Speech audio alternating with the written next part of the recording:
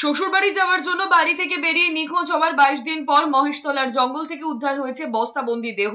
ঘটনাকে কেন্দ্র করে প্রবল শোরগোল ছড়িয়েছে মহেশতলার রবীন্দ্রনগরে। পুলিশ সূত্রে খবর, মৃত যুবক তাজউদ্দিন 16 জুলাই শ্বশুরবাড়ি যাওয়ার জন্য বাড়ি থেকে বের হন তিনি। তারপর থেকে পরিবারের সদস্যরা আর যোগাযোগ করতে পারেননি তার সঙ্গে। এক কথায় ভ্যানিশ হয়ে গিয়েছিলেন তিনি। এরপর 17 তারিখ তাজউদ্দিনের মোটরবাইক পড়ে থাকতে দেখা যায় মহেশতলার আকরা স্টেশনের পাশে। সঙ্গে সঙ্গে স্থানীয় রাজাবাগান থানায় নিখোঁজ ডায়েরি করে যুবকের পরিবারের লোকজন। এরপর বুধবার সন্ধ্যে রবীন্দ্রনগর থানা এলাকার পাঁচুরগাজী পাড়ার একটি জঙ্গল থেকে উদ্ধার হয়েছে যুবকের বস্তাবন্দি পচা গলা দেহ।